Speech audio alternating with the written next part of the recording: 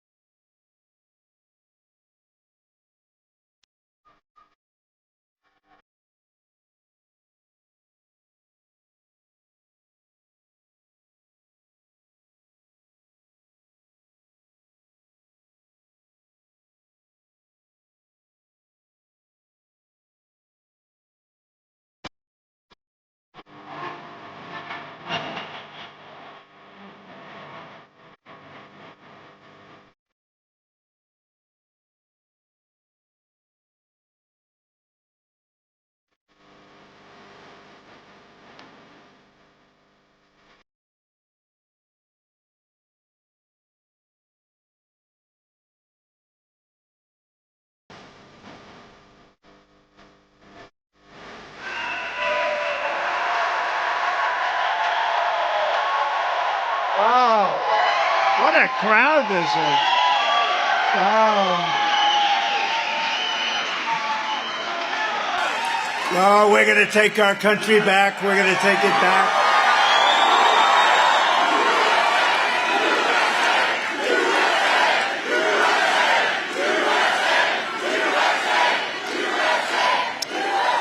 Well, we start by saying, hello, Iowa. This is a great place. We're going to have a big year. Happy New Year, by the way.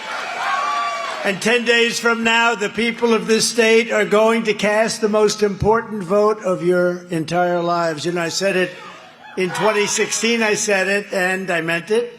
And then we did a great job, and we had a rigged election, unfortunately, but we're going to change that around. We're not going to let them do it. We're not going to let them do that. But, you know, there were so many things that we did that I never really said that in 2020. We had a safe border. We had the safest border in the history of our country. So I never said it really. But now I can tell you we have the worst border. We have the worst president in history. We have a president that can't put two sentences together. We have a president who can't walk off the stage. See this thing? He can't find the steps. Can't find the steps. Now we have a president who's a great danger to democracy. He really is. He is a danger to democracy, and at a level like few people have seen. By delivering a massive victory in Iowa, you will send a thundering message straight to crooked Joe Biden, the fake news media, a lot of them back there. That's a lot of fake news back there. They had to travel all the way up here. Look at the crowds we have, huh? People outside, too. And all of the evil and sinister people trying to destroy our nation, and that's what they're trying to do. There's one of two things. They're either very stupid or they're trying to destroy the nation. And I don't think they're stupid because they wouldn't be able to cheat so well in elections, right? So they're trying to destroy our country. With your vote for our campaign on Monday, January 15th, you will declare that we are going to take back our country. We are going to defeat crooked Joe Biden. And we are going to make America great again. We have to. And it all starts here in Iowa at 7 p.m. It's on Martin Luther King Day. You can't forget. And we're going to do something. And here's the thing. We have these polls that show us we're 35, 40 points up. Forget them. Pretend we're 1 point down, like you young guy in the front with a beautiful hat on. Pretend we're 1 point down. Forget about 35, 40 points up. You know, nationwide, we're 64 points up. Okay, 64 points up. And I think in your state we're like 40, but forget that. Pretend you're down 1 point. What do you think, Mike? Is that good? That's a good idea, right? 1 point down.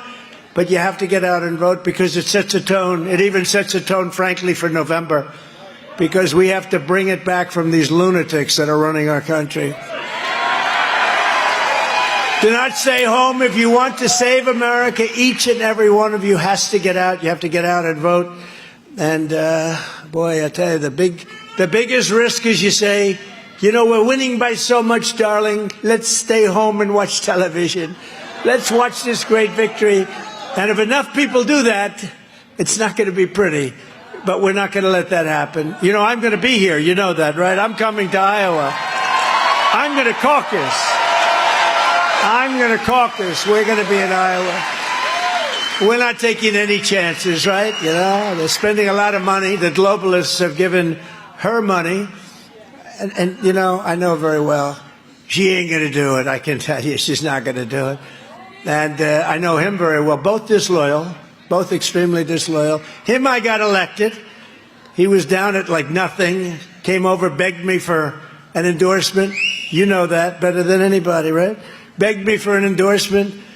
And he helped me a little bit with the impeachment hoax, number one, impeachment hoax, number two hoaxes. We had about 15 hoaxes. We have currently a lot of hoaxes going on, too. They never stop. And you think they won't do it to them? They would do it to them, too, but they would wilt. They would wilt. But he came over, tears in his eyes. I need your endorsement. And he was losing by like 35 points. It was over. And then, for whatever reason, stupidly, I gave him my endorsement. And he went up like a rocket ship. And that was his only claim to fame. And he ended up getting it. And then I got him past the general election. We did 2 or 3 rallies. They were big, beautiful rallies. And I said, "You're going to win." He said, "I don't think so," because the man he was running against was the hottest politician in the country. I said, "You're going to win. I'm telling you." I could tell by the rallies. The rallies were incredible. And he won. And then 4 years later, they said, "Will you run against the president?" And he said, "I have no comment." I said, "That means this guy's running." And that was the end of him, right? So now in Florida, a poll came out today. I'm at 89 and he's at 9.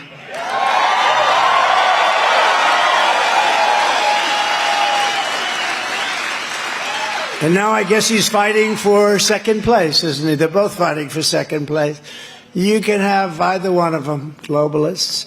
But we're thrilled to be joined today by some incredible people. State Senator Brad Zahn. Now, Brad was the first person in the United States, the whole country, to endorse me. Does anybody know that?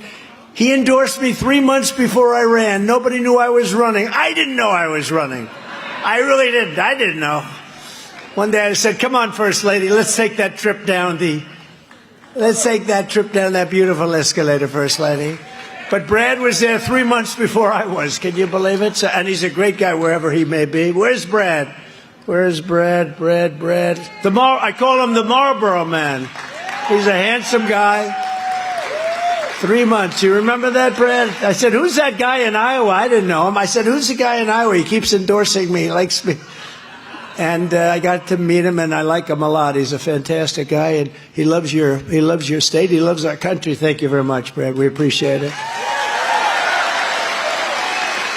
And state representatives, fantastic people. They all endorsed, and they're all really right out there. Derek Wolf, wherever Derek may be. Derek. Hi, Derek. Thank you. Great job, Derek. They like you, Derek. Charlie Thompson. Charlie, thank you. Thank you very much, Charlie.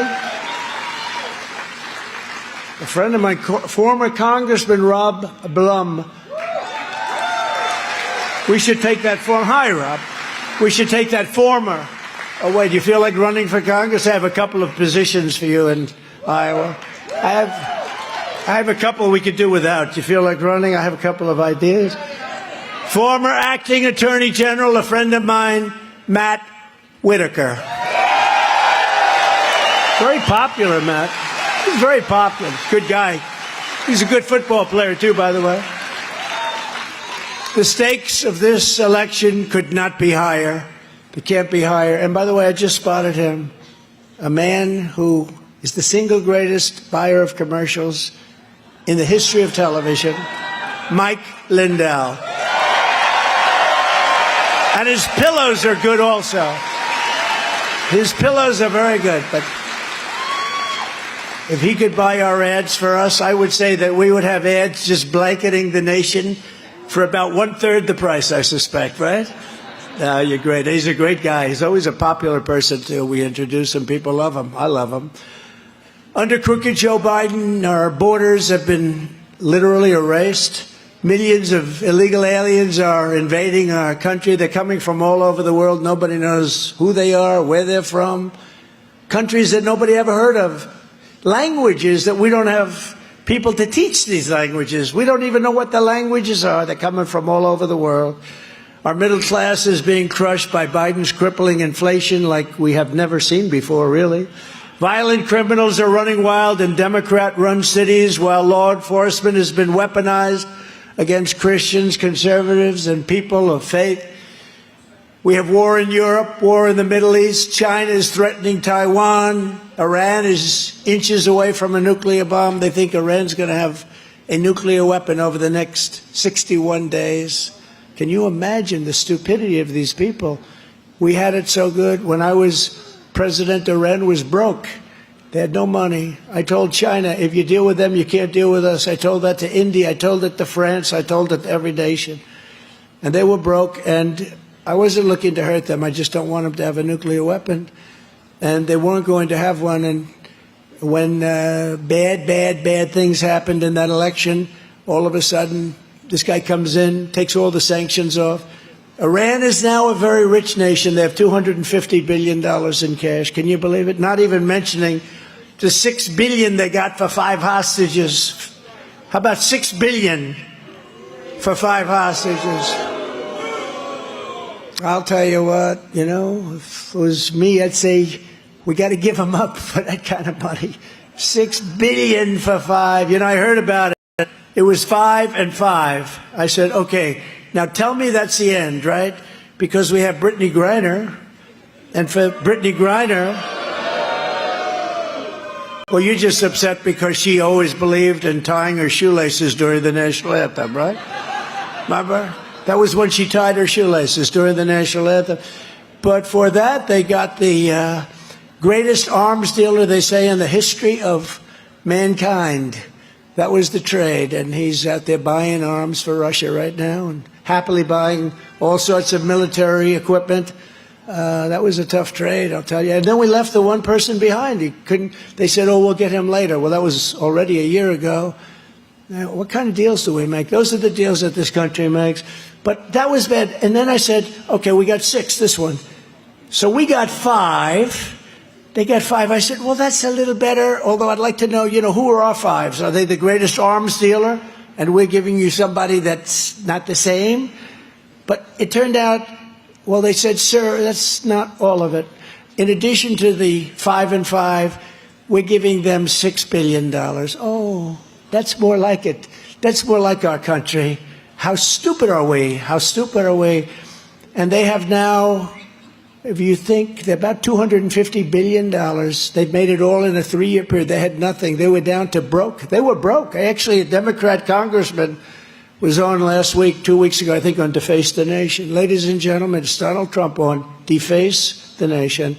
And they hate when I say that. They spend all this money on PR people to clean up their act. There they are right back there, fakers. And then Trump gets on and he calls them Deface the Nation and all the different names we have for the different crooked media. The media is really crooked. But they also, for giving electricity to Iraq, we gave them $10 billion. You've probably heard about that. But I'm not even talking about that. I'm talking about from the oil. They took off all the sanctions. You couldn't do it with me, and took off all the sanctions almost immediately. And they now have $250 billion, and they're giving the money to Hamas. They're giving it to Hezbollah. They're giving it to everybody. Our military leaders have gone woke, and we're teetering on the brink of World War III. And I am the only candidate in this race who's up to the task of saving America from every single Biden disaster, starting on day 1. I know everybody. Thank you. You could sit down. Go ahead, sit down. Oh, we have some front row Joes. These people, I don't know, they must be rich. Stand up. These are rich people because I see them at every event. They're like at 167 in a row. What do? You must be loaded, right? Loaded with cash. But you know what he is more than he's a great American, and they are great Americans. Thank you very much. Thank you. Great people. Great people. There's so many events. It's beautiful. We have a lot of people that go to a lot of events. We have people that are well over 100. A group of beautiful ladies from North Carolina, right? They've gone to, I think, 117 now. I say, are your husbands happy with you? I don't know. But they're great people. Since 2016, you have been in this battle side by side. We've worked side by side, taking on the entire corrupt system in Washington like no one has ever done before. Nobody's ever done what we've done. We had, prior to COVID coming in, a gift from China. That was a beauty, right? But we had a meeting with John McLaughlin, the great pollster, and a couple of others, and they said, sir, if George Washington and Abraham Lincoln came back from the dead and they decided to run as president and vice president, you'd beat them by 35 points. Because this country was rocking. We were beating China. I put tariffs. We're taking in hundreds of billions of dollars from China. Nobody had ever, it really slowed them down. In fact, they're trying to get rid of the tariffs, but they can't because they're producing so much money. Biden would love to get rid because, he got paid off by China, a lot of money. So he wants to do whatever he can to keep them happy. But it's terrible. I mean, he's like a Manchurian candidate. This is what we have as a president. It's a terrible thing. Together we stood up to the failed establishment, the corrupt media. Those people right back there, look at all those cameras. We stood up to the deep state, the globalists, the warmongers, the Wall Street special interests, the open borders fanatics, and the radical left, and we achieved more than any administration just about in the history of our country. We rebuilt our military. Think of it. We got the largest tax cuts in history, the largest regulation cuts in history. We did things like right to try, where people were terminally ill and they couldn't get some of the really advanced medicines. We have the greatest labs and the greatest doctors in the world for all of that. And you couldn't, they'd travel to Asia, they'd travel to Europe, they'd travel all over the world. If they had no money, they'd go home and they'd die. But right to try gave them the right to use these great, I mean, we've saved thousands and thousands and thousands of people. One of those people is with us today, actually. Natalie, I don't know if Natalie's around, but she's with us today. Where is she? Where would Natalie be? But right to try was an amazing thing. She works with us. She works so hard. She's usually back working on the computer while I'm speaking. That's extremely insulting, but that's okay, because she's heard this speech many times before. But we always change up our speeches, don't we, huh? A lot of politicians, they go around and they say the exact same speech for months. Months and months. Not a word change. It doesn't, even if history is changing in front of their very eyes, it's that same speech over and over again. And then they wonder why nobody listens. With me, there's always a risk, especially when I go off these suckers, right? Right?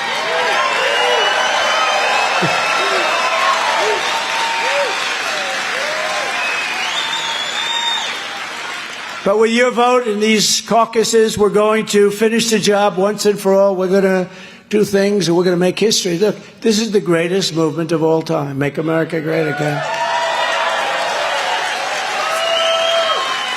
We had a great election in 2016. We did much better in 2020. We got many millions more votes. We did, I tell people, what was the difference? They said, well, we did much better in 2020. We got millions of more votes. I was told that if we got the same 63, and McLaughlin, who's here someplace, John McLaughlin, if he's around, come on up, John, you can talk about it. I'm sure he didn't expect this, but he's a great pollster, considered, one of the true greats ever. And he said, sir, if you get 63 million votes, the same as we got in 2016, there's no way you can be beaten. So we got 75 million votes, but that's what they say. But we got much more than that. That's what they say. So we got millions and millions more votes. And then they said, oh, we just lost by just a tiny bit, these people. And think of it. All those people are dead in Ukraine. It would have never happened. Dead in Israel would have never happened. Israel would have never been attacked. Ukraine would have never been attacked. We wouldn't have had inflation. China wouldn't be looking at Taiwan. They're thirsting for Taiwan. They wouldn't be thinking about it. North Korea was happy with me, and they're not happy right now. Together we fought long and hard to rescue the Republican Party from the likes of Mitt Romney, Karl Rove, Paul Ryan, right? The wheelchair over the cliff, right? Paul Ryan, the wheelchair over the cliff. He was great. And there's no chance we're going to let them claw their way back into power with the establishment pawns like Ron DeSanctimonious and Nikki Haley. Or even worse, Joe Biden. Joe Biden is the worst. He's the worst president, he's the most corrupt president, and he's the most incompetent president. Other than that, I think he's doing quite a good job. Quite good. He's doing quite a good job, right? He's the most incompetent president we've ever had. And I say it, you could take the 10 worst presidents in history, add them up together, and they haven't done the damage to this country that this guy has done. Our country is dying, and this is no time to waste your vote on another establishment career politician. And, look, I say we have a very big lead over these people, but you just can't take a chance. You don't know. I mean, it's elections, and a lot of things happen with elections. We learned that. But they're not going to be able to carry the water, and there's a bad seat. When you get people in, how about Nikki? She'd go, I would never run against our president. He's the greatest president. He did a great job. He was a great president. I would never run. This goes on for 2 years. I'd never run against the president. Then one day I heard she's having a news conference. I'm going to be running for the presidency. She doesn't have what it takes. I will tell you that. I know it very well. Unlike every other candidate in this race with me, you know that in your heart I am the only one that puts America first. I put America first, and with God's help, I will get the job done like I did before.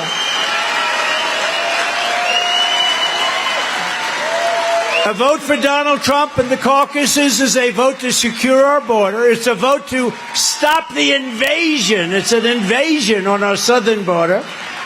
It's a vote to rescue our economy. It's a vote to reclaim our democracy from crooked Joe Biden and his criminal thugs that work with him. It's horrible. The people that work with him are horrible. What they've done with the election. I got more indictments than Al Capone. Did you ever hear of Al Capone? It's true. Alphonse Capone, the great Alphonse Capone. He was so nasty that if he had dinner with Mike Lindell and Mike smiled, that beautiful smile he's got, Al might think that it was a mocking type smile. Mike would be dead tomorrow morning. Nobody would know. Mike, it would be so painful. He's not into that. But I have worse than Al Capone, okay? And he's about as bad as you get, right? He was a mean guy. This was never in my plan, being indicted for it. I got indicted. I had a period I was being indicted so fast we didn't know where the hell they were coming from. If I flew over, in my beautiful plane, I flew over a blue state, the next day I'd get served with a subpoena.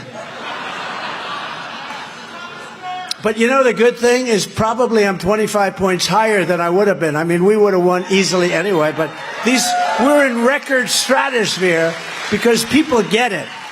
People get it. They've weaponized the Justice Department, and they're a disgrace to the whole world. They're a disgrace. The whole world is watching, and they get it. This election is our last chance to save America. The battle begins in Iowa on January 15th, and Joe Biden's banana republic ends on November 5th, 2024.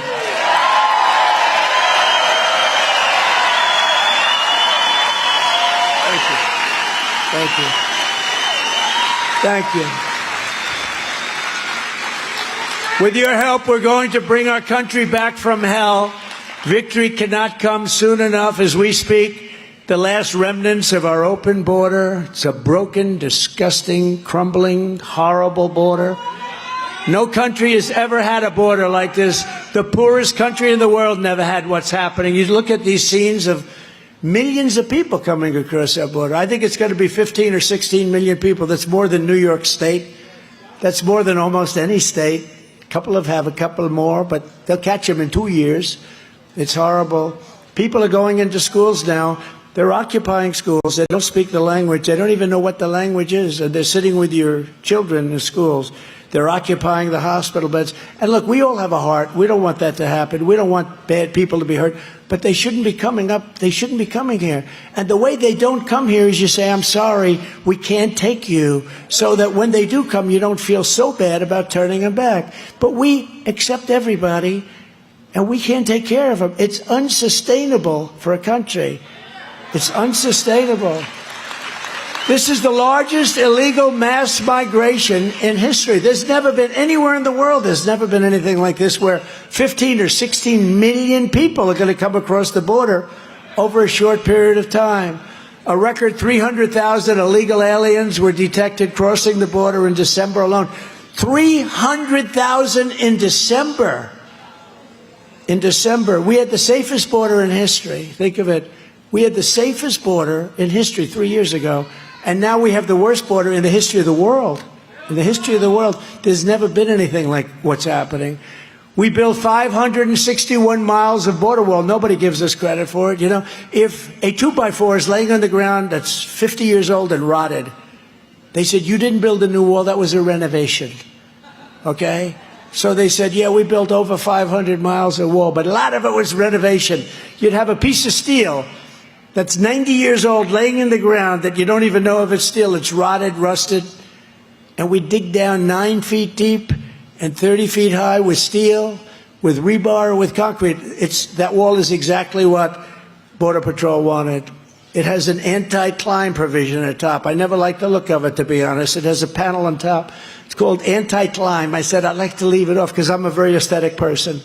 I said, it looks better without it. They said, the difference is they can climb over the wall the other way. They can't climb it. It's called anti-climb. I said, all right, I'll give it to you. I gave it to Border Patrol. We have unbelievable Brandon Judd. And then we have the great Tom Homan. You know that Tom Homan, Central Casting. I'd say he is Central Casting, right? And he's a great guy, and we have incredible people. All they had to do is leave it the way it was. We had the record in like 38 years, the record lows. And if Biden just went to the beach and left everything alone, but they couldn't do that. He goes to the beach, he can't even lift one of those little aluminum chairs that are meant for children. He's not strong enough to do it. Remember when he used to say, I'd like to take him behind the barn. I hit a long ball, you know, but I'd like to take him behind the barn and say, then I'd teach him. If he ever did that, you know what I'd do? I'd go, and he'd fall down. He'd fall down, go.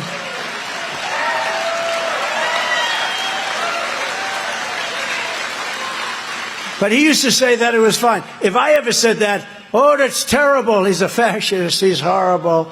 You know, if I ever said that about him, I'm going to take him behind the barn and I'm going to beat the hell out of him. They'd say, he's a fascist, he's horrible. But when Biden says that, oh, isn't that nice? I guess they probably know in that sense, physically he's harmless. And mentally he's harmless too, but he's got a lot of people around him that are bad news.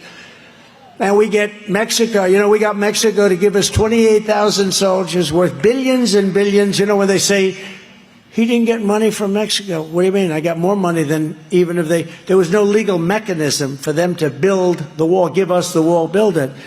But they could give us soldiers. I got 28,000 soldiers from Mexico. And everyone said that would be impossible. And the head of, you probably heard this story, but the head of the State Department, one of the top people who dealt only with Mexico for 24 years, I think, she said, sir, you're never going to get this. I said, no, I want to get it. We'll get it 100%. She said, you're not going to get it, sir. And she was a good woman. She was just a lousy negotiator. And I said, no, we'll get it. And she said, what else are you going to answer? I'm going to say, remain in Mexico. I want everybody to remain in Mexico. And I want catch and release in Mexico, not catch and release into the United States, and about 9 or 10 other things. Then I asked Tom Homan and I asked Brandon Judd, give me the top 10 things. They gave me, so we came in with like 12 items, 10 or 12 items. Every one was impossible. The big one was, we want the soldiers for nothing. We're not going to pay you anything. And the representative of the president, and the president's a great guy, he's a socialist, but he's a great guy anyway, you know. And he came over, handsome man, very good-looking man, dapper. And what can we do for you, President? I said, here's the story. You're going to give us 28,000 soldiers. No. We're not going to give you 28. I said, yes, you 100%. 100%. You're going to give us 28,000 soldiers. No, we're not. Yes, you are.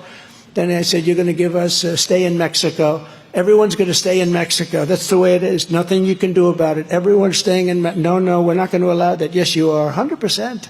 100%. He didn't know what the hell was going on because he's saying no, and I'm saying, of course you are. And then I said, catch and release, but we don't release them in our country anymore. We release them in your country. No. I said, he said, looked at me, he goes, why do you keep saying I'm going to? I keep saying I'm not. I said, you're going to. 100% you're going to. Would you like to make a bet? We'll make a bet. And he said, no, I don't understand what you're getting at. I said, here's the story.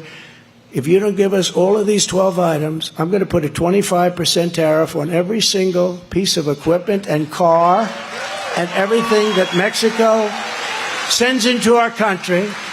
And we're going to tariff you at 25%. And after 2 months, it goes to 50%. And after 2 months, it goes to 75%. And that's a lot more money than the cost of the soldiers and the cost of... So they gave us billions and billions of dollars. He said... may I please excuse myself and call the president? I said, good, 5 minutes, come back. So he comes back in 5. Sir, it would be a great honor to give you 28,000 soldiers, sir. It'd be a great honor to give you, remain in Mexico, sir. Be our honor. We would love to do it. We would love to keep MS-13 in Mexico. You know, we love the roughest gang. So we got everything we wanted. And the woman, I will say this, the woman in the State Department said, I've never seen anything like that in my life. But it wasn't even hard, you want to know the truth. We do many things like that. I did it with France. I did it with a lot of people where they take advantage of our country, and I did it. In France, they were going to charge, you know that story, they were going to charge us 25%, our American companies, if they do business in France. I said, no, you're not. They're not going to do that. I gave it to my people. 2 months later, they said they couldn't make a deal. I said, I'll make a deal. I called up the head of France, you know, Macron. Do you know Macron? He's a very nice guy, Macron. And really a very nice guy. I said, Emmanuel, how are you? He said, fine. I said, I heard you're going to charge American companies 25% to do things in Mexico. Who else are you doing? Well, nobody yet, but we will do other. I said, no, but you're not going to do it, Emmanuel. You're not going to, no, Donald, it has already passed. I said, well, you better unpass it, because if you don't unpass it, you're going to pay a 100% tariff on all wines and champagnes that are shipped into the United States starting tonight. No, you cannot do that, Donald. You cannot do that. I said, I can do that. In fact, I'm just signing it right now. No. Okay, Donald, look, okay, I'm not going to we're not going to do it. That was the end of it, Mike. That was the end of it. It was so easy. And I could tell you 200 things like that. I could tell you 200 things like that. I could tell you about aircraft carriers where they use electric catapults. They couldn't go to the steam, which works better for about 1/100th the price, you know, the electric catapult. You know that story. I could tell you about the elevators on a tremendous aircraft carrier, the Gerald Ford, and they decided not to use hydraulic like a John Deere tractor. They decided to use magnets. We're going to use magnets to lift up the elevators with 7 planes on them. We need them fast, these massive elevators. They used magnets. They wanted to try it for the first time. This was a ship that was supposed to cost $2.5 billion. It cost $19 billion and didn't work and still doesn't, right? You know, so they use electric catapults instead of the steam, you know, like Victory at Sea. Anybody ever see those planes get thrown off there? Instead, they get thrown off. It's been great for 60 years, but now we decide to go with all electric. You know what you did? Hey, Biden must have been involved in that, right? He must have been. So I said, I visited the carrier because I wanted to know, you know, it's only about 7 years late, actually, and costing a fortune, totally out of control. So I go, and they had me meeting an admiral. I said, I don't want to see the admiral. I want to see the people in charge of the catapult. They're catapulters. So these guys come out, one guy named Bill Jones. Bill, hi, Bill. What do you do? Sir, I'm a catapulter. And he's proud of it, too. He's great. I said, so tell me about the electric catapults. He said, they're no good, sir. They don't work. And if they break, we have to send to MIT to get a genius to come in and fix them. Whereas the steam, I could fix it with a hammer and a blowtorch. And when the steam got hit with a wave, which we do a lot, sir, those waves are bigger than these ships. He said, when the steam got hit with a wave, sir, it didn't have any impact. In fact, it was nice. We loved it. When the electric gets hit with a little piece of water like this, you could drop it with the glass. That's the end of that system. And I said, so you're saying it's so good. Why do they go to it? Because, sir, it goes back and forth, back and forth. You could do it every time. But the only problem is, sir, it takes us 99 seconds to load it. So it doesn't help that it goes back. And during that 99, the steam builds up. So a little complicated, but it was pretty simple, actually. I said, so which is better? Tell me. Sir, the steam is much better. And they had a $900 million cost overrun on these stupid electric catapults that didn't work. They had an almost $1 billion cost overrun on the magnetic elevators. Think of it, magnets. Now, all I know about magnets is this. Give me a glass of water. Let me drop it on the magnets. That's the end of the magnets. Why didn't they use John Deere? Why didn't they bring in the John Deere people? Do you like John Deere? I like John Deere, but with the hydraulic, right? So I said, you're wasting your time. You ought to get rid of it. And then I was angry about it because this thing cost, I think, $18 billion. Can you believe one ship? There's never been anything like it. What a disaster. But one ship cost $18 billion. It was totally out of control. I said, bring in the architect. I want to see the architect. He walks into my office 2 days later. I said, have you ever designed a ship before? Well, not too much, sir. Can you believe this? He's doing the biggest ship. I think it's the biggest ship in the world, actually. It's like landing at Kennedy Airport. And it's amazing. I said, tell me, You moved the tower, you know the tower that's always in the center and hanging off the side, and it looks great like the Roosevelt and the other aircraft. We built the tower in the back. And I don't know if you know anything about, by the way, this is more interesting than listening to teleprompter stuff, right? Don't you know? Because it's business, it's like business. But, so here, just to finish it up, I said, so let me ask you, for the pilots here, the hardest thing you can do as a pilot is land on an aircraft carrier, because it's big and powerful, they look so big, but when they're in the middle of the Atlantic Ocean or the Pacific Ocean, and you got waves going 15 different ways, and this thing's rocking all over the place, despite all of the stuff, it still rocks like a son of a gun. Actually, some of the greatest pilots can't do it because they may be claustrophobic. So I said, by moving the tower back, you're making that area much thinner to land, and they already have a big problem landing. It's very hard to land a plane on an aircraft carrier. You really have to have talent. So I said, by moving the tower back, because the middle of the boat is the widest part. Now the tower hangs out over the sea, but this thing came right to the back. And I said, by doing that, you're really making it much tougher for the pilots because it's a much narrower runway. Does that all make sense? I said, why did you do that? Nobody's ever mentioned that to us, sir. I said, I don't do this professionally, but I'm very good at design. I said, I also don't like the look. I like the, you know, these things with boom, they're hanging way out over the side, and you have a much more room. Then I asked him one other question. What are all those rooms on the bottom under the tower? Sir, that's for the storage of ammunition. Oh, I see. So the poor captain or admiral sitting up on the deck, if they hit the ammunition, that guy's gone. The tower goes up like a rocket ship, right? Well, we never thought of that, sir. These people, I'm telling you, it's really unbelievable. But there are many, many stories. I could go all night telling you about the stupidity in government. And we correct. He goes, okay, keep doing it. You want to hear about 10 more stories? Yeah? But anyway. You think Joe Biden can tell you about it? He doesn't have a clue.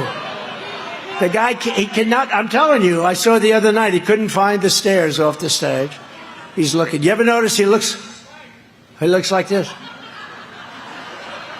He's finished with the speech, which usually lasts no longer than about 3 minutes, because, you know, the medical stuff wears off after 3 minutes. So he's looking around.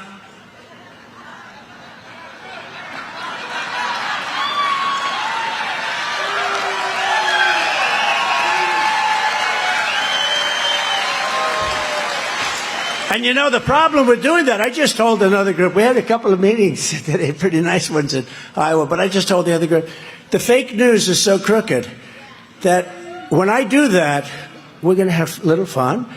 I do that, then they say, Donald Trump was unable to find his way off the stage. It's true, Mike. They do that. They say he's unable to find, or when I mimic him talking, you know, not a good talker. He's not a good talker. So when I mimic him sometimes talking, they show me mimicking, and they say, Donald Trump was unable to get the words out today. No, this guy we got a bad guy. He's a bad guy, actually. You know, they try and make him like, oh, he's not a nice person. I mean, he will go after his political opponent in a campaign, indict him 4 times. Today we got charged $370 million fine on a perfect loan. Nobody ever even heard of such a thing, using a statute that's disgraceful. These people are corrupt people, and they're bad people. They're actually very bad people, and we can't let them get away with it. We better win this damn election. I'll tell you, this country's finished. It's finished.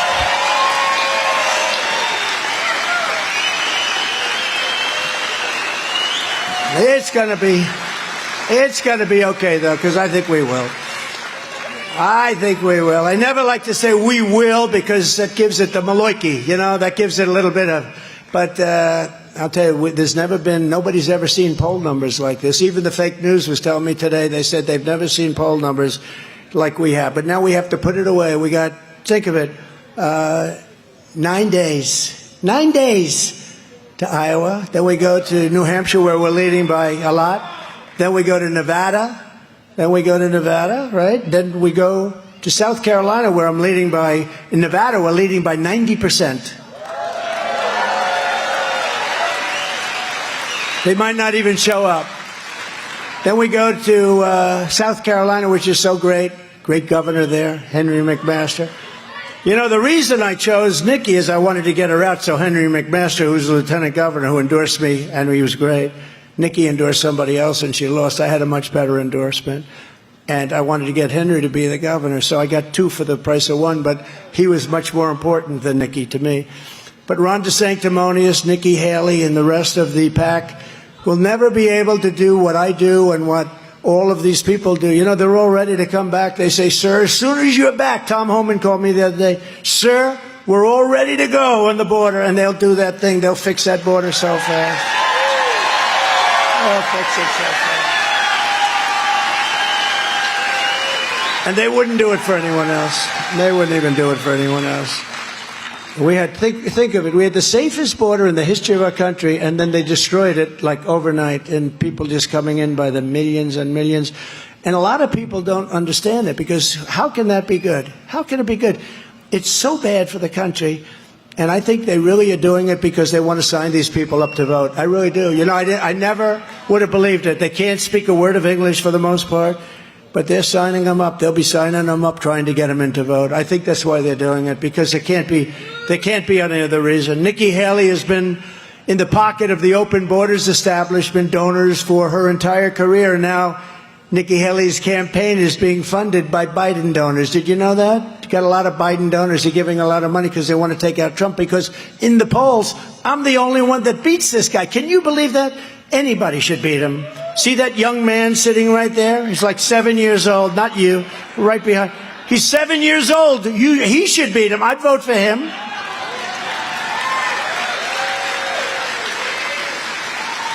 You know, you do, you give him the store test. Let's say you owned a little store, just an easy store, a little store, like a candy store, right? You know, a lot of candy stores, a little store. Do you think that if you went away for 2 weeks, you'd put Joe Biden in charge? He couldn't run it. He couldn't run a store. He couldn't run a store. If you had a little candy store, Joe, would you take over? How do you run a thing like that? He's the president. How do you run this? I don't know. I wouldn't know I wouldn't know where to begin, sir. Nikki opposed my border wall. She condemned my strong border policies. And in 2016, she stabbed the Republican Party in the back by siding with, and she sided with, Barack Hussein Obama. Has anybody ever heard of Barack Hussein Obama? Do you remember Rush Limbaugh? He used to call it, he'd say, ladies and gentlemen, today we'll be talking about Barack Hussein Obama. That was Rush. We miss Rush. We miss Rush. We got the Presidential Medal of Freedom that beautiful night. Do you remember that? We miss Rush. Rush, we need you, Rush. But she sided with Barack Hussein Obama against us on the Trump travel ban, which kept us safe. We didn't have one terrorist attack in 4 years. I never could say it while I was president because I didn't want to do it, and then all of a sudden the next day they have an attack. I said that didn't work out too well. But we didn't have one attack because we were tough. We were very tough on the border. We were very tough with the ban.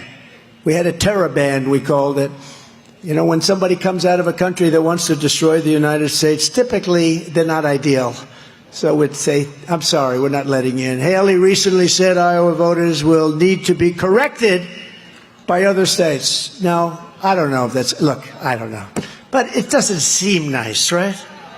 You know, I don't want to make, because she also said, you know, they asked her about the Civil War. Why did it start? How did it start? She didn't use the word slavery, which was interesting. I don't know that it's going to have an impact, but, you know, I'd say slavery is sort of the obvious answer. It's supposed to about 3 paragraphs of bullshit. She just talked. Nobody knew what she was saying.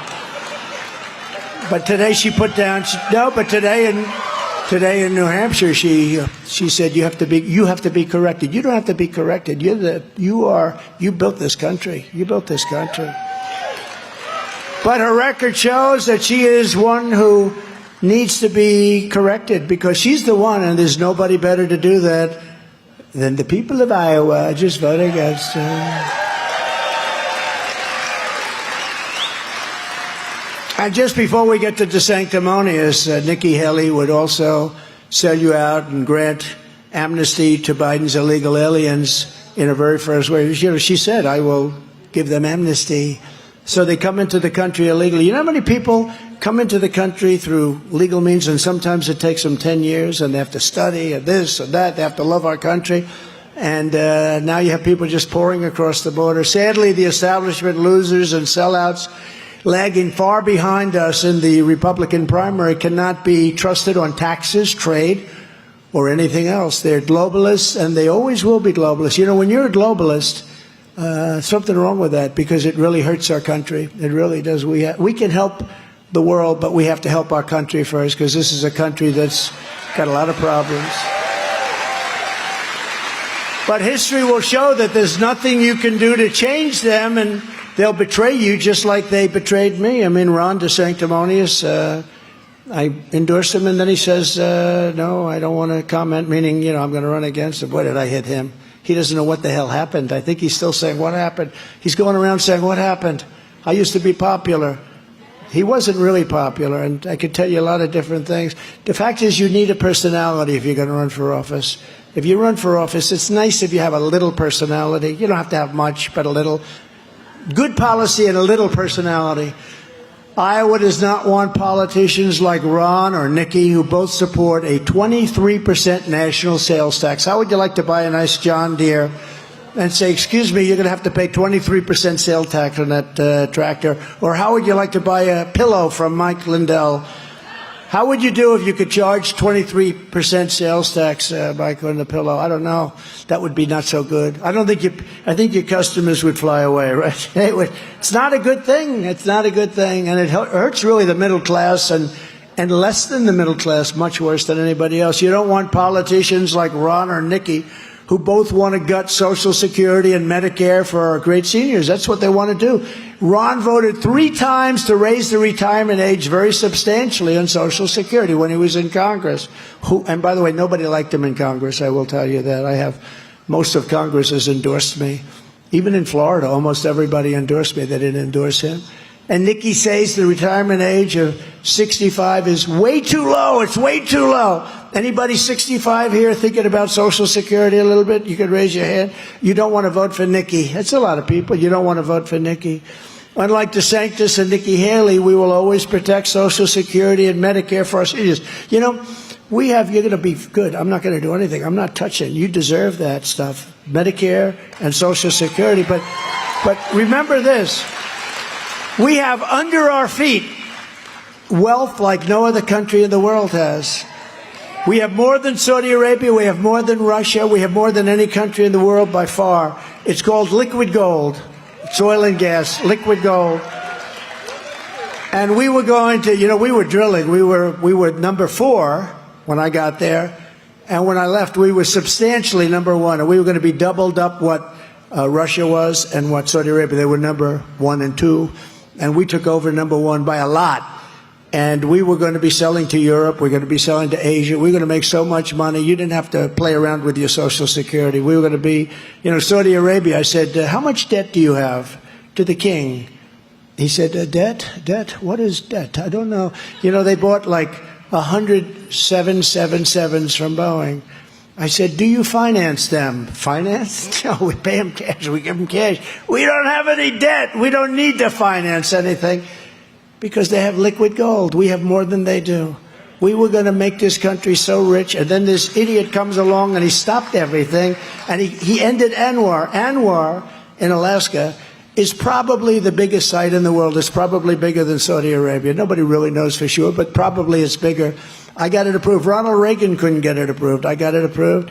In the first week, they ended ANWR in Alaska. People can't believe it. It's not just Alaska. I mean, Alaska couldn't believe it. Economic development, all the jobs. But the whole country in that case. We have the biggest site in the world, and this guy ended it. And he doesn't even know why he ended it. If you say, why'd you end it? He would have no clue. He doesn't know. Somebody told him to end it. On my first day back in the White House, I will terminate every open borders policy of the Biden administration, stop the invasion of our southern border, and begin the largest domestic deportation operation in American history. We have no choice. It's not sustainable.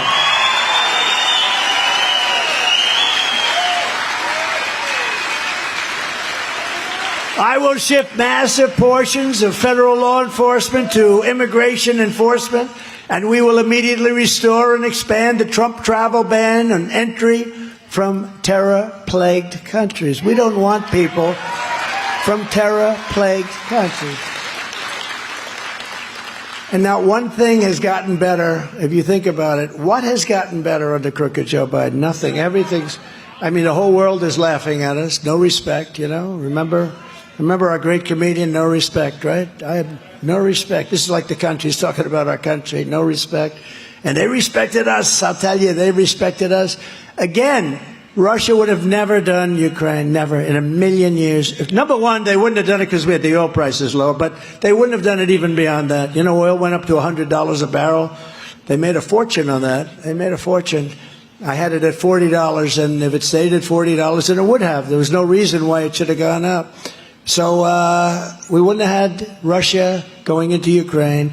We wouldn't have had China drooling over Taiwan. You know, they're drooling over Taiwan. Israel would never, ever have been attacked. It's just all of it. We wouldn't have had inflation. We would have had a great economy.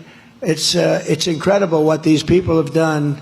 It's amazing if you have a competent president, if you have the right president. It's amazing what the right president can do. But we did things that nobody believed. We rebuilt our military. We did things. We knocked out ISIS, you know. We beat them. Everybody said, well, it'll take 4 to 5 years. I did it in like 2 months. With General Raisin Kane, right, Mike? General Raisin, what's your name? Kane, sir. What's your real name? Kane, sir. Well, do you have a first name? Yeah, they call me Raisin. I said, wait a minute, your name is Raisin Kane? I love you, General. This is the General I'm finally looking, not Millie and not all these characters from these television people that don't know what the hell they're doing. Under the Trump administration, you were better off, your family was better off, your neighbors were better off. Your communities were better off, and our country was better off. America was stronger, richer, safer, and more confident than ever when you had me behind that beautiful Resolute desk in the Oval Office. The Resolute, you know, is a beautiful desk. A beautiful, beautiful desk with incredible history. You know, they give you a choice of 7 desks when you go and you're president. You have 7 desks. They have these incredible vaults in the White House and in storage areas, and they have different desks. But the Resolute desk to me was so beautiful. It was such a great history. So many great presidents sat behind it, and I chose that. And I'll tell you, your country did really well when I was sitting behind the Resolute desk. You were doing really well. Really well. And we'll do it again. It's no wonder Biden and the far-left lunatics are desperate to stop us by any means necessary. They're weaponizing law enforcement for high-level election interference. It's all election interference. The only thing is, so far, I mean, who knows, does this go on? So far, they've been great for us. In fact, they don't know what's going on. I heard they were going to indict me 2 more times, 6. I think I must have a record. Who the hell got indicted 4 times? 2 more times, and they said to from what? Don't do it. Don't do it. We're going to indict this guy into the White House. Don't do it. Please, please. They're calling. Please don't indict him anymore. But it's true. It's like the craziest thing because people get it. You know, they see it. You fight an election. They fought my election. They're still fighting 2016. They all fought it. Everybody in the House fought it. All the Democrat senators fought it. They didn't get indicted. They didn't get sent to jail. The boxes. How about the boxes hoax? Biden has 15 times the number of boxes over 50 years. And he took it. Think of it. He took it when he was a senator. He wasn't allowed to do that. He took it when he was a vice president. He wasn't allowed. I have the Presidential Records Act. I'm allowed to do it. I'm allowed. All that stuff is a hoax. It's a big hoax. And they'll let him get away with it. They let him get away with it, but me, they don't want to let it get. And he has it under his crummy Corvette. You know, he loves that car. I wonder who gave him that car. Which country gave him that car? But he has it on the floor of his Corvette, right? The Corvette runs over, you know, papers from China. It's very interesting. Classified information from China. He sends it to Chinatown. What's that all about? And then it gets sent from Chinatown all over the place. And then they said, oh, he's been cooperating. He's been wonderful. No, he hasn't been wonderful. What he did was, there's a senator named Dick Durbin. None of you would hear of him. He's pretty unimportant. But Dick Durbin, a senator, he said, if he took classified information when he was a senator, that's really, really serious. Wow. I can't believe he did.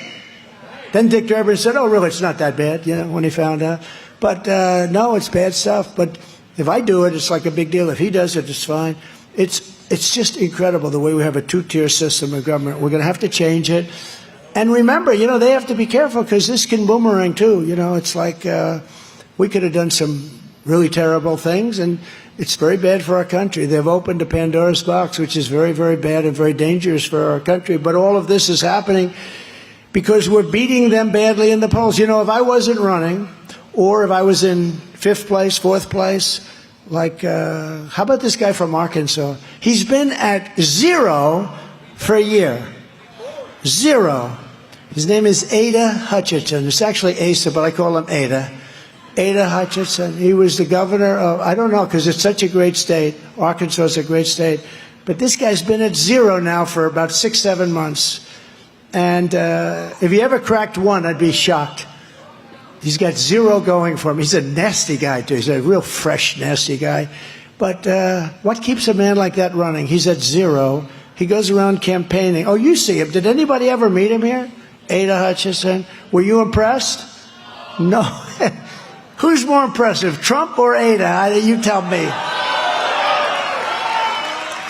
Now think of it. He's at 0.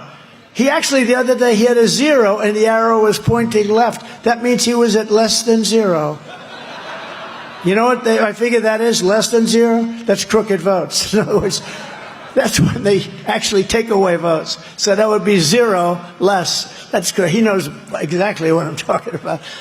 In the new morning console poll, which is a big deal, we're trouncing the Republican primary field. Trump is at 66, DeSanctimonious at 11, and Haley at 11. They had a poll the other day where Trump was at 71. Think of it. And Haley was moving up a little bit, like 2 points. I moved up 8 points. She moved up 2 points. And Ron DeSanctimonious went down 2 points. And the headline was, Haley surges. She was at 11. I was at 74. But she went from 9 to 11. She took over first place by 1 point. And the headline was, Haley surges. It's unbelievable how bad the press is. And it's dangerous for our country, actually, because the press is supposed to be honest, just like the elections are supposed to be honest. We're also leading big here in Iowa, but again, we don't want to take anything for granted, but we're leading by about 40 points in Iowa, but we just can't take that for granted. I don't even want to tell you how well we're doing. I don't want to tell you. I don't want you to walk out of here saying, he's leading by a lot. Let's not bother to vote. Let's watch on television, darling. In the general election, we're crushing Crooked Joe by historic margins in Pennsylvania, Michigan, Nevada, Arizona, Georgia, and North Carolina, Ohio, and Florida. If you win Florida, Ohio, and Iowa, do you know this? There's never been a president that lost the election. Thank you very much, President Trump. They say I lost. If you win, think of it. You're a part of the equation. Historically, lots of elections, right? If you win Florida, Ohio, and Iowa. Now, I won each one in a landslide, okay? So it wasn't even winning. Won plenty of other states, too, that people don't quite know about. But if you win those 3, there's never been a president that lost an election except me. Except me. It's an amazing thing. It's a terrible thing. And the people of the country know exactly what happened, and we're going to do it. We're going to do it again. We're going to win a 3rd time, and we're going to straighten out the country. We're going to straighten out the country.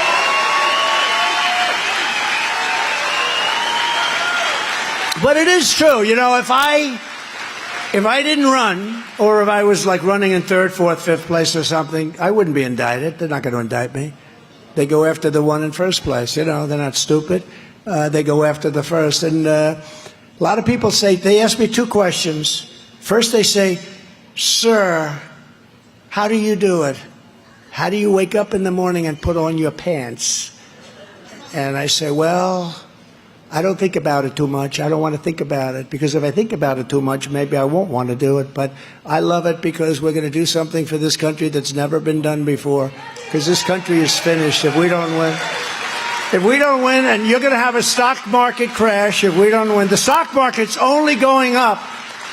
Do you ever notice that when we go up in the polls, the stock market goes up? It's only because it's a short time, and the stock market only goes up because they think we're going to win. If we didn't win, I think the stock market would be I think it's going to be 1929 depression if we don't win. So it's not recession, depression. It's going to be a 1929, baby. And we can't let that happen. And the second thing is, sir, will they do it again? I've had tough guys, like the toughest guys on Wall Street, very smart, very tough. They're not strong like a lot of you guys. You guys are much more physically fit. These are not, but they're physically fit mentally, very smart. And a lot of the people in the front row know some of them, smartest guys on Wall Street. And really, mentally very strong. They say, how do you do it? These people come at you with subpoenas every day. You go before grand juries.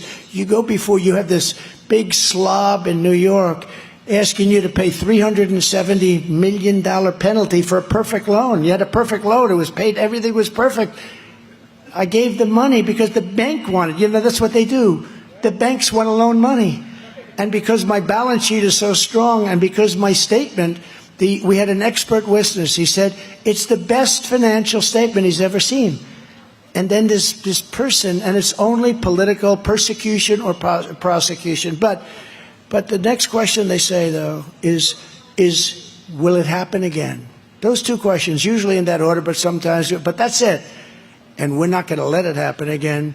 You should all stay in those voting booths. You should stay there and watch it. If you see bags of crap coming into the voting areas, you got to stop it. You can't let it happen, because these guys are crooked as hell. They know how to cheat, and they have no shame. They have no anything. They are crooked as hell, and you can't let it happen, because we're not going to have a country. If they take over this country, if they have another 4 years, I don't know that you're going to get by another 10 months. 10 months is a long time when you have a grossly incompetent person running something. You could end up in a world war with this idiot. You could end up in a world war because he has no clue what the hell is happening. And his people don't have a clue either. And they're smart. They're vicious. They're smart. They're communists. They're fascists.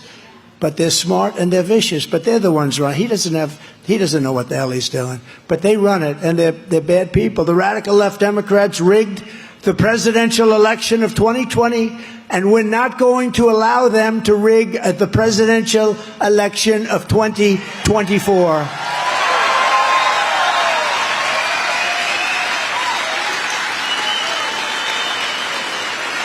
And every time the radical left Democrats, Marxists, communists, and fascists indict me, I consider it a great badge of honor.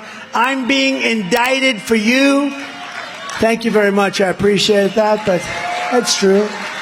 But never forget, our enemies want to take my freedom, because I will never let them take away your freedom. I'm not going to let them do that. Not going to. They want to silence me because I will never let them silence you. And in the end, they're not after me, they're after you, and I just happen to be standing in their way. I'm in their way. Oh, they would love to get rid of me. They would love to get rid of Trump. Let's get rid of that guy. Do you ever notice where they say, because they're great disinformation people, oh, we really want to run against Trump. Because they obviously see you're 60 points up or something. It's like, most people would say, like, when's this two very foolish people, when are they getting out? When do they get out? But, they have an ego, too, and they maybe won't get out for a few states, but it looks like we're in very good shape. But just think about it. All of this is going on, all of this, and they always say, we really want to run against Trump. See, it's disinformation. They're the party of misinformation and you know the difference? There's a slight difference. I won't bore you with it, but there is a difference, but I use them both. Misinformation, disinformation. So I beat Hillary in a big shock. I did much better against, in those days I called him Sleepy Joe Biden, but I like Crooked Joe. I think it's a more accurate term. Sleepy Joe's good, but Crooked Joe's better. So I took that name off Hillary. I called her Crooked Hillary. Now I call her Very Beautiful Hillary because she's meaningless. So what I do, so what happened, that was a great day for Hillary when I took that name off, Crooked Hillary, right? It was a good name. I didn't know, I never liked it that much, and all of a sudden it grew. You know, sometimes they grow. A lot of people didn't like the name DeSanctimonious. They thought it was too long. I said, I think it's good. That one turned out to be very good. And we have an abbreviation, DeSanctus, because you can't keep saying DeSanctimonious. So if you say it more than once in a paragraph, you go DeSanctus. But I will tell you that we have a chance to make our country so great. We have one chance, and if we don't take this chance, this country is doomed. It's doomed. A country can be doomed. Other countries were the talk of the world, and fairly short time later, you look at the Roman Empire, you look at the British Empire, you look at so many different empires, they were not even thinking about doom. And this country's not far away. If they had it for another few years, and honestly, even 11 months, it's just too long. So many bad things can happen. This is far more important, a campaign. This is the greatest political movement in the history of our country. Make America Great Again, MAGA. You know, I was going to call it CAG, Keep America Great. But our country is not great. This is not we're laughed at all over the world. We don't do well in anything. We have people that go, they don't know. You know, they went to Mexico the other day. Now, I told you my Mexico story, but their story is Mexico wants us to pay them $5 billion. Pay them. They're going to pay them $5 billion. So Mexico wants $5 billion to help us on the border. Think of that. They're not going to pay. They would never even ask me for that. They would just hope. They would just hope that I was a nice person. But they want $5 billion to work with us on the border. And it's Mexico's fault, and it's other countries' fault, too. But it's really our fault because we're really led by very stupid people.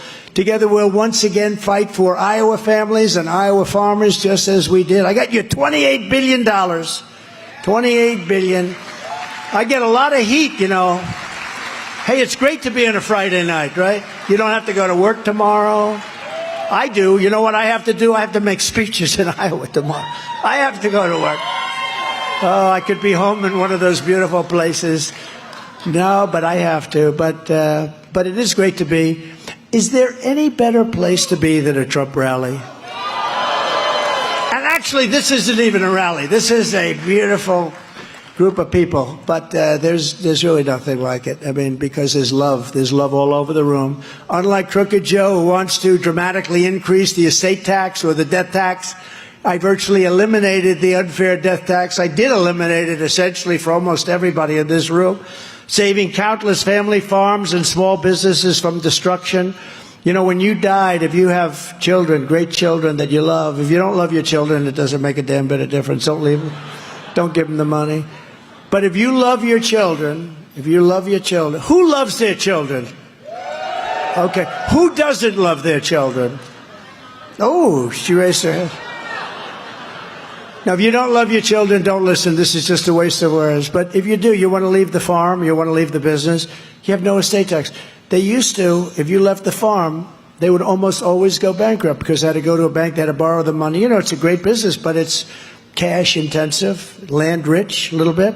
We all know that through real estate, right? But farms are great, but they're, you know, it's tough. So you leave the farm to your kids, you love your kids, you say goodbye to your kids, they're great.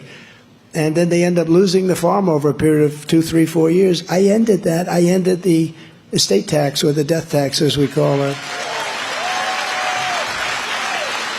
I also ended the NAFTA disaster, the worst trade deal ever made, and replaced it with the brand new USMCA, the best trade deal ever made, a giant win for Iowa farmers. That was a big win for the Iowa farmers. And you know why we all know it's so good? Is because China, you have to see this. China, by the way, I think maybe my best deal is with China, but I don't talk about it too much because I'm so angry about COVID, but maybe the best deal. But if you look at the USMCA, Mexico and Canada, they're trying to renegotiate the deal. They want to renegotiate that deal so much because we made a much better deal than they did. And they're trying to, you know, for years they took advantage of us with NAFTA. But Mexico and Canada are trying to renegotiate the deal. And I tell the Biden administration, don't do it. Don't do it. We had to suffer with NAFTA. Now you do, and you know that. The deal we made, USMCA, Mexico, Canada, it's the greatest trade deal ever made in this country. It's an amazing deal. And they want to change it. Don't change it. Don't let them change it. Talk to your senators. They'll do a lot for you. I took on communist China like no administration in history, bringing hundreds of billions of dollars pouring into our treasury when no other president had ever gotten even 10 cents from China. And then I gave you, out of all of those billions of dollars, I gave the farmers $28 billion. And it is funny, though, because my people keep saying, don't talk about it, sir. It's demeaning. I said, wait a minute. It's like you're taking advantage. You shouldn't say it to the people of Iowa. Don't say it, sir, because it sounds too contemptuous. I say, listen, I got Iowa $28 billion for their farmers. They're never voting against me. They vote against me. You think that Biden lays awake in his bed, turning and tossing, thinking about how he's going to screw China? I don't think so. They lay awake thinking about how they're going to screw him, but it doesn't work the other way. No, I got you $28 billion, and somehow I'm not overly worried. I'm not overly worried. And I know that sounds a little bit brash, but the farmers appreciate it. I said, remember, I said, just stick with me. We're going to make a great deal. And the farmers stuck with me. They never, I'll remember an interview on one of the shows in the morning, and they said to one of the farmers, and you know, there was a period of time when they really cut us off, and it was a tough negotiation. And this farmer said, no, President Trump's right. We're dying right now, but he's right. He's going to get this thing. Because for 30 years, the farmer was really getting hurt in this country. And this farmer said, no, it's very tough, but I'm sticking with President Trump. And very shortly after that, we made a deal that was unbelievable. $50 billion they had to buy. And I said, what are they buying now? I asked Sonny Perdue, Secretary of Agriculture, who's a good guy, by the way. I said, Sonny, so tell me, how much did they take advantage of, the farmers in our country? And he said, comes back 2 days later, about $28 billion. I said, good, I'm going to give them $28 billion from China. And I gave them checks. A lot of the people in this room got it. And I said, you're going to go two things, buy more land and bigger tractors. Remember my line? I said, buy more land and bigger tractors. And that's what happened, and you're doing great with it. But don't let them change that one either, because that one's up. And as you know, Biden is he's a man who is very compromised with China. He's a Manchurian candidate. Does anybody know what a Manchurian candidate is? Because he is a Manchurian candidate. He's paid off by China, so he may do bad things. Just as I promised, I also stood up for Iowa ethanol. I issued a historic rule declaring that E15 would be made available all year round. Nobody thought that would ever be done. And letting them use existing pumps and existing equipment, which saved hundreds of millions of dollars for your state. And Ron DeSantis spent his entire career as a raging opponent of ethanol. He was an opponent. Now all of a sudden I see I'm with ethanol. This guy spent every year in Congress trying to kill the farmer. He was against the farmer, and he was against ethanol. But he'll destroy ethanol, and I'll protect ethanol for 4 more years. You'll have total protection in the White House. You know, when a politician, because I know politics for a long time, but always on the other side until the last period of time. But when a politician says something, initially that's what they always do. So Ron DeSantis was against Social Security. Now he comes out in favor of Social Security. He wanted to cut the hell out of it. That's where his inclination is. Same thing with Nikki. That's where their inclination is. And they always go back after the election. They go back to it. Just like they try and reduce gas prices, and after the election it goes up like a rocket ship, you know, which is what they're trying to do right now. Biden, before I even arrive at the Oval Office, shortly after we win the presidency, it's going to be us all together. I will have the horrible war between Russia and Ukraine settled. I know them both very well, Zelensky and Putin. I'll get it settled. We will turn. It's a terrible war. Millions of people are dying. You know, it's far worse than people. They are not giving you the real numbers. The number of people that are dying is far greater. When those massive buildings come tumbling down, there are a lot of people in those buildings. And then they say, yeah, there were 2 people hurt. No, there were a lot of people killed every time a rocket hits a building. It's terrible. But we'll get it settled quickly. We will turn the page forever on the days of foolish, never-ending wars that squander American blood and treasure in distant foreign lands, and we will restore peace through strength. We can do it. We can do it very easily. We don't have to go out and lose our young people and our wealth. And I'm the only candidate who can make this promise to you. I will prevent World War III. You are very close to World War III. Very close. Very close. You're very close to World War III, far closer than most of the people in this room would understand. and we will prevent World War III. And this would be a war with nuclear, and I don't even want to tell you about the destructive capability, but this would be obliteration. This is not World War II with the army tanks going back and forth shooting at each other. This is obliteration. I will end Biden's inflation nightmare, save our nation from debt and economic despair, and we will immediately drill, baby, drill. Drill, baby, drill. Immediately.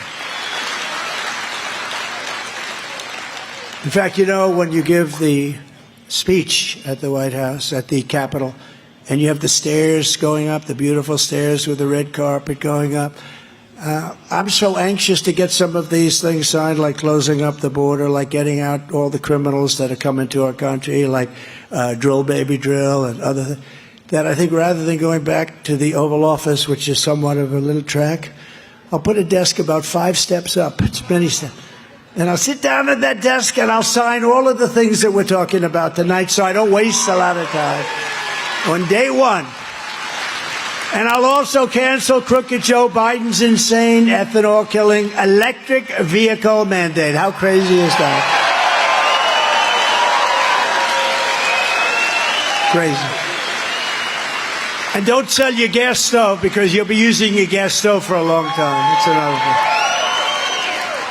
People that are great cooks say gas is much better than electric. You know, what do I know about it? I really wouldn't know, but they say the gas is much better than electric, and you're not going to be using electric if you don't want to. You're going to have the option. Same thing with cars. They don't go far.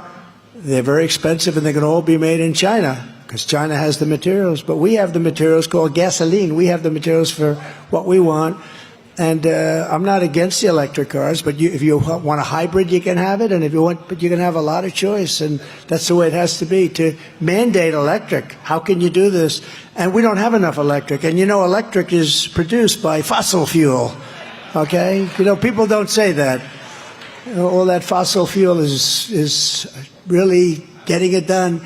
But just as I did before, I will appoint strong, highly qualified, pro-Constitution Supreme Court justices who will interpret the law as written.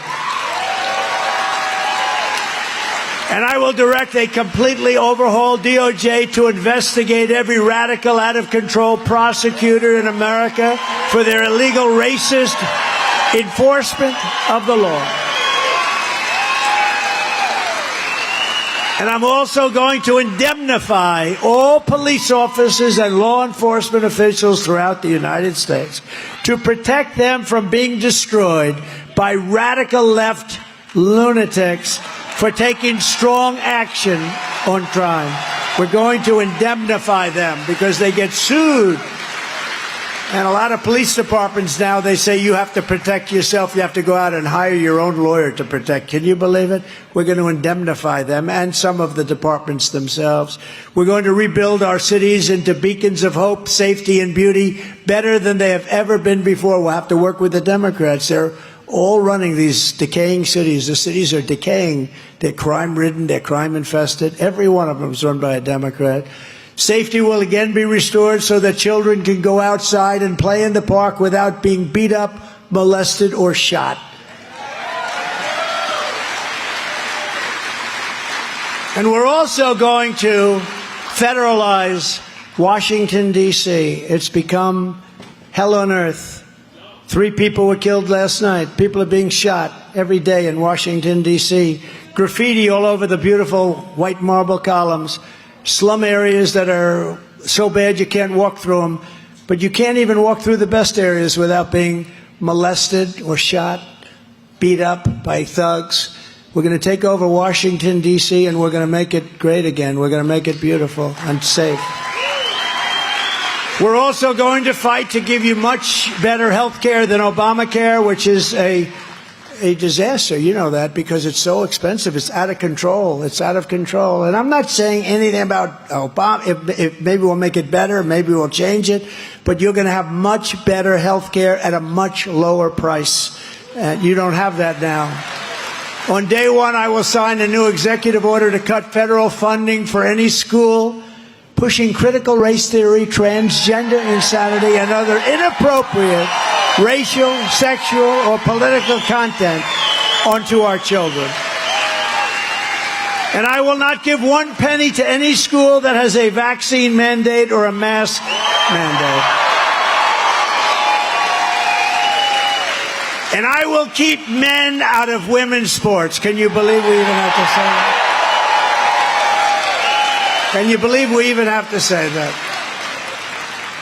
Did you hear now they want to box against men? They want to box. I know something about that. They want to box. They don't want to. I think the men probably don't mind it, actually. But they want to box now. How stupid, how crazy. You even have to say this. So many of the things that you're saying today, if you ever said them 10 years ago, they say, why do they even say that? Like, I will give you back your parental rights. Of course you have your parental rights. They took away your parental rights. They're giving them to school boards. I will fully uphold the Second Amendment, which I've done better than anybody. And we will protect innocent life, and we will restore free speech. And almost the most important, I will secure our elections. Our goal will be one-day voting with paper ballots and voter ID, right? But until then, Republicans must win. And I will say that Republican governors should switch to paper right now. I don't know why they're not. You know, they should switch to Republicans. They control the state. And if they do have that kind of control, they ought to switch over. Many states that have really good control, they ought to switch over to paper ballots. It's all watermarked now. It's really incredible stuff, what you can do with paper. Paper is actually high-tech. But paper you can switch over to it. Voter ID you want. Why wouldn't they want voter ID? You know, the Democrats fight you on voter ID. You know why? Because they want to cheat. They don't want to have voter ID. Everything has voter. Everything has an identification. Even the Democrat National Convention, when you walked into that, the last convention they had a sign. It was like a painting on the front. It had your picture from 4 different angles. It had everything about you. And that was for their convention. But for voting, they don't want you to have any identification whatsoever. It's only for, very simply, they want to cheat. They cheat like nobody has ever cheated before. So if you want to save America from crooked Joe Biden, then get every patriot you know, make sure they're registered Republicans. You can get them out to vote in their local precinct caucus at 7 p.m.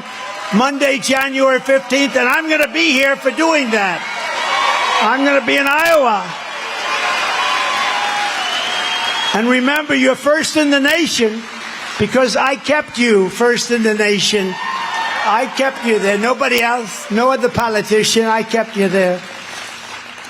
I know the governor I called, and I said, when are you endorsing me? Well, sir, I'd rather remain neutral. And I said, well, when you called me a number of years ago, I endorsed you and I got you elected. I even moved Terry Branstad to China. Right? I moved him to China, your governor. He did a very good job. He did a very good job. Well, sir, I'd rather remain neutral. I said, well, I would have rather remained neutral too, but I didn't. I got you elected. So it's a whole thing. But we got you first in the nation, and that's a big deal, and we love it. And, you know, you're a great political state in a sense. When I hear Iowa, I think of farmers and I think of politics, so we're going to keep it that way. You have a great tradition here. They wanted to move you to the back of the pack. Look, the Democrats left. They left, which I think was foolish. There was no reason for it, but they left. And you're first in the nation because of me, and I'm going to keep you there, too. I'll keep you there. The whole world is watching, so learn how to caucus and find your caucus location, which is often different than where you're normally, when you normally vote. It's a little bit different. It's ia.donaldjtrump.com. So remember that. Go just caucus and bring people and just make sure we win big, because that's going to set the table for November. So in conclusion, from Fort Dodge to Cedar Rapids, from Des Moines to Davenport, from Sioux City to Iowa City to right here in Mason City, we stand on the shoulders of generations of Iowa patriots who tamed the wilderness, braved the elements, tilled the soil, worked the fields, built the factories, and poured out their blood, sweat, and tears to make this country into the greatest nation in the history of the world. But now we are a nation in decline. We are a nation in very, very serious decline. We're a failing nation. We're a nation that has lost its confidence, its willpower, and its strength. Think how horrible that sounds. We're a nation that's lost its confidence. We are. We have lost its confidence because we have horrible leaders that shouldn't be the leaders. We're a nation that has lost its way, but we are not going to allow this horror to continue. 3 years ago, we were a great nation, and we will soon be a great nation again. It was hardworking patriots, and that's what you are. You're incredible patriots like you who built this country, and it's hardworking patriots like you who are going to save our country. We will fight for America like no one has ever fought before. 2024 is our final battle. It's our final battle. Got to do it. And remember, this is the greatest movement in the history of our country. You know, you've had people come along and they did well in one primary. They might have won a primary unexpectedly. Or Pat Buchanan, I think about him, he did well in Iowa. I think he came in second, and he made a career of being a great political pundit because of that. I mean, last time we won 50 states, right? Last time we did numbers that nobody's ever done, the largest number of votes in the history of our country. Bad things happen, really bad things. We can't let that happen again. But we got more votes than any sitting president by far in the history of our country. And in 2016, some people thought it was a surprise. I didn't think it was a surprise because we had rallies that were so massive. But we have bigger rallies now than we did then. We have bigger rallies now than we had in 2020, and they were big. They were big, and we did incredible. But we're going to do better this time. We're going to do so good, but we're going to be watching. You know, it's called secure the ballot. We have to secure. We have all the votes we need. We have to secure the ballot. And with you at my side, we will demolish the deep state. We will expel the warmongers. We're going to get them out of our government. They are not good. Look, there'll be a time. Maybe there'll be a time, but there's no reason for it. You can get things settled and a lot better. And Ukraine's an example. That could have been settled so easy. I would have had that done in 24 hours. That could have been settled so easy. All those dead people, all those buildings that are gone, those cities that are gone, 2,000 years old, domes that are 1,500 years old, you can't replace them. But so many people have died. We could have solved that. Israel would have never been attacked, ever. Not even a chance. Or that horror show. What they did in Israel was a horror thing, a horrible thing. All the people dead. And from both sides, now you look at what's happening the other way. From both sides, we would have never had that. We'll get that settled and solved, too. Somehow we'll get it solved. But we'll drive out the globalists. We'll cast out the communists, Marxists, and fascists. We'll throw off the sick political class that hates our country. They hate our country. We'll rout the fake news media, and we will evict crooked Joe Biden from the White House on election night 2024. We have to get him out of there. He's bad. He's a bad guy, bad person. The great silent majority is rising like never before, and under our leadership, the forgotten men and women will be forgotten no longer. We're not going to be forgetting the men and women of this country. We will love our country. We will take care of our country. We will pray to God for our strength and for our liberty. We will pray for God, and we will pray with God. We are one movement, one people, one family, and one glorious nation under God. And together we will make America powerful again. We will make America wealthy again. We will make America strong again. We will make America proud again. We will make America safe again. And we will make America great again. Thank you, Iowa. Get out there. We love you. God bless you all. God bless you.